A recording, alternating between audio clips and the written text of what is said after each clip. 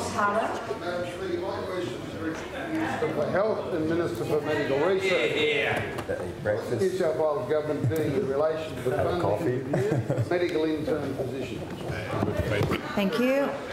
Call the Minister for Health. Thank you very much indeed, and I thank the member for Coffs Harbour, who, along with many other members of Parliament on this side of the chamber, were at their local hospitals last year to welcome the new interns. Can I say that they'll be very welcome to be doing the same thing again next year, because in 2013 we are funding a record 920 intern places, 920 at a total cost of $100 million just this year.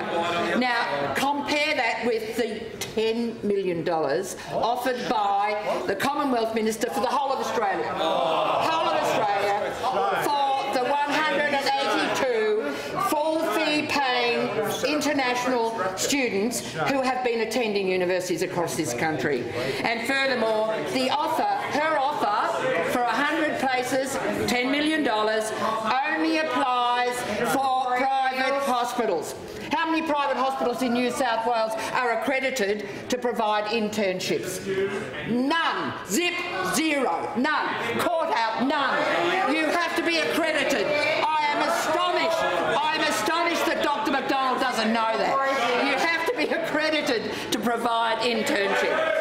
So how did we get to this position? Universities and the Commonwealth have increased the numbers of domestic students over the years.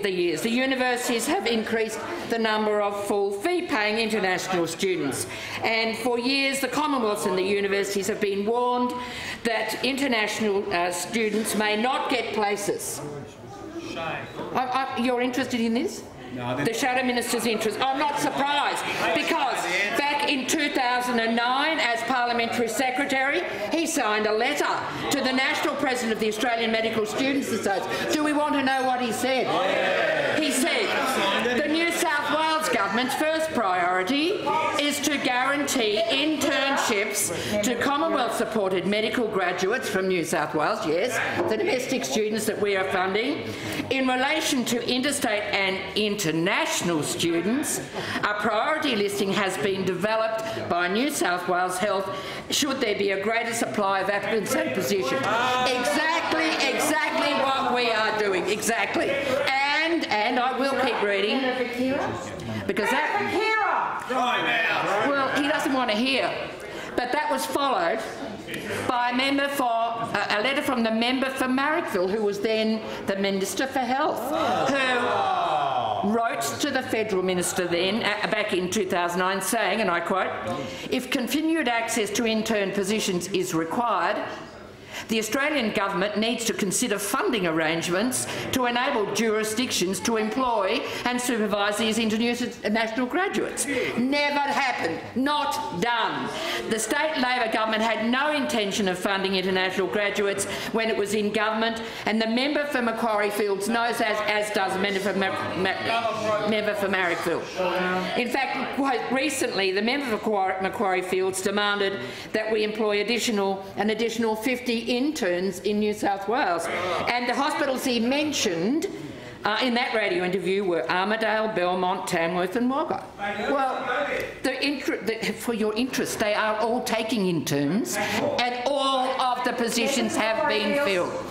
Do you know the letters that we sent? They've all been filled. You are aware of that, are you?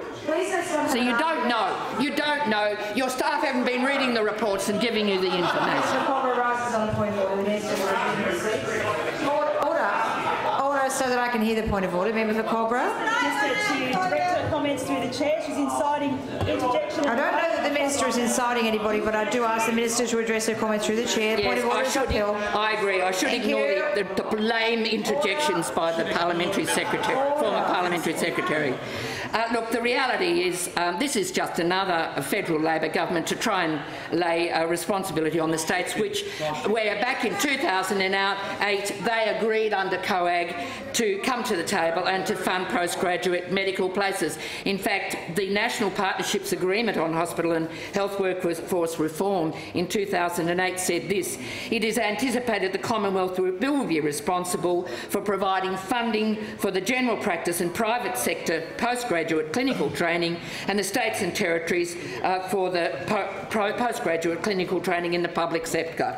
Madam Speaker, I am astonished that the opposition would raise this instead of going down to Canberra and insisting that the federal government put more effort into funding these places.